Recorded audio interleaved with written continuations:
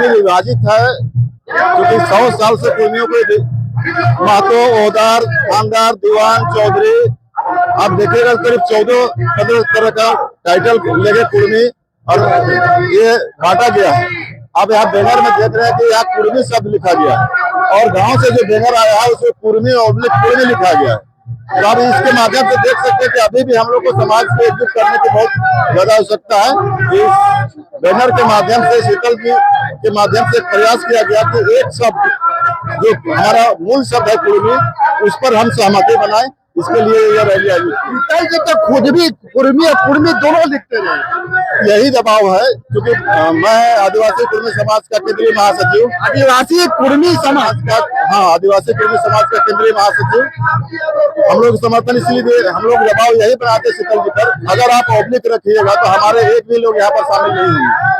नतीजा आप रिजल्ट देख रहे हैं कि वहाँ जो मूल बैनर है उसमें कुर्मी से सिर्फ लिखा गया है, ऑब्लिक नहीं है, कुर्मी शब्द नहीं है। फिर सवाल तो ये उठता है ना, अभी देख रहे हैं शीतल ओहदार जिंदाबाद, ये शीतल ओहदार जिंदाबाद क्यों, कुर्मी समुदाय जिंदाबाद क्यों नहीं?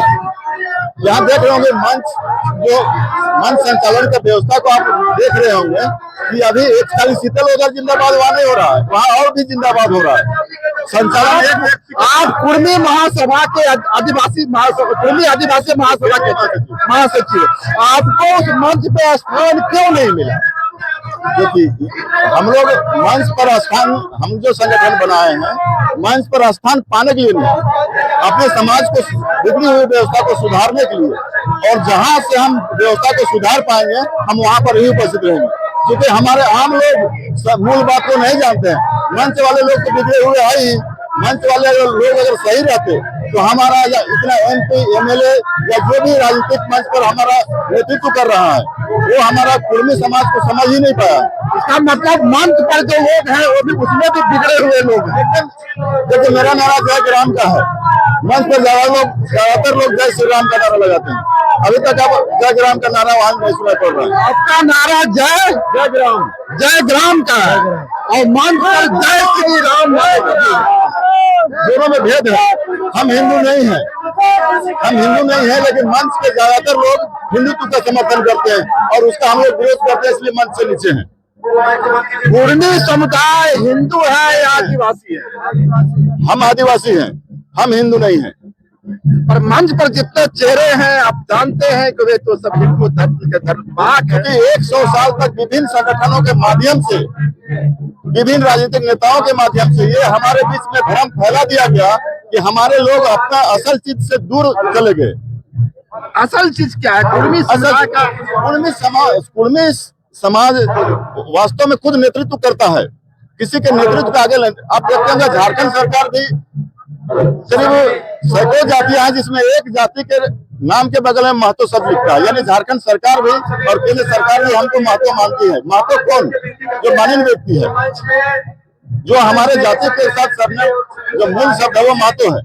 और आप तो माननीय व्यक्ति हैं, आदिवासी समाज को निम्न समझा जाता था, तो आपको महतो है क्यों करना चले? देखिए, आदिवासी समाज को निम्न जो समझता है उससे बढ़कर बेवकूफ कोई नहीं है। आदिवासी समाज इस प्रकृति को सबसे पहले समझने वाला व्यक्ति है। आप कैसा मानते हैं कि कुर्मी समुदाय आदिवासी हिंदू नहीं है? तो बहुत बड़ा दावा है आपका। हिंदू इसलिए नहीं कि हिंदू जैसे वो धर्म में हम आते हैं तो वहाँ धर्म के अंदर ये कानून है, संपत्ति का जो उत्तराधिकार कानून है वो हम पर लागू नहीं होता। इंडियन सेशन एक्ट 1965 हम पर लागू नहीं होता है, हिंदुओं पर लागू होता है। तो सिर्फ इस आधार पर कि इंडियन सेशन एक्ट आप पे लागू नहीं होता आप हिंदू नहीं है? इसी आधार पर नहीं।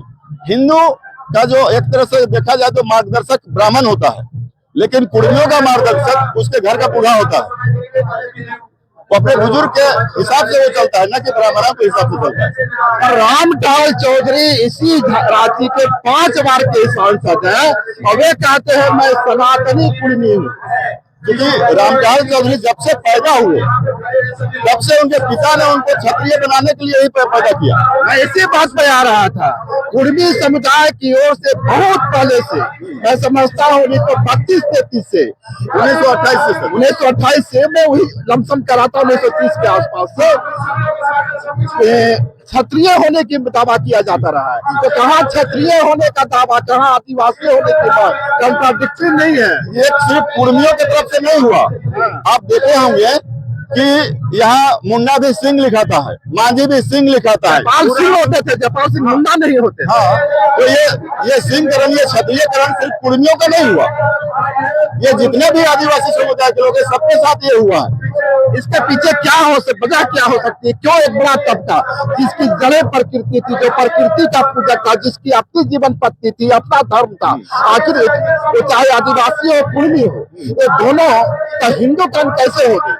हिंदूकरण इसलिए हुआ कि ये धर्म के नाम से हमारा कुर्मी समाज सबसे बड़ा बलिदान दिया कि देश को बचाने के लिए। अगर हमारा कुर्मी समाज अगर हिंदू धर्म नहीं लिखाया रहता 1931 का जनगणना में, तो आज जिस जगह पर आप खड़े हैं वो बांग्लादेश में होता।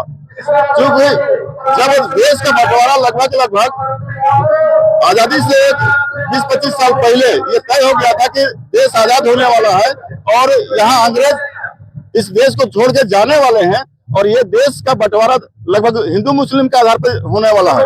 उस परिस्थिति में आप देखे होंगे कि 1911 के जनगणना में अब यहाँ पर देखिएगा तो आदिवासियों की जनसंख्या ये करीब 64% थी, है 65%, और मुसलमानों की जनसंख्या लगभग 14 और ये 16%, और हिंदुओं की 14%, करीब 2% कम थी।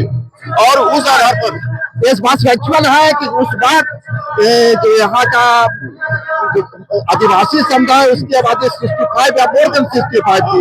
यह भी सच है कि जितनी आबादी उस समय मुस्लिमों की थी 14 से 16%, वो आज भी करीबन उतना ही है। बहुत बड़ा बढ़ोतरी मुस्लिम समुदाय में नहीं हुआ है झारखंड में, लेकिन अब ठीक कर रहे हैं कि जो 14% आबादी थी आज वो आबादी 85% या कहिए 70% के आसपास पहुंच गई। तो ये इस भूभाग को बचाने के लिए हमारे आदिवासी समुदाय ने अपना धर्म तक को दांव में लगा दिया और खुद को हिंदू लिखा, और उसका खामियाजा आप राष्ट्र को बचाने के लिए, आप देश को बचाने के लिए, आप भारत को बचाने के लिए, भारत की भूमि को बचाने के लिए अपने धर्म का त्याग किए थे। जी सर।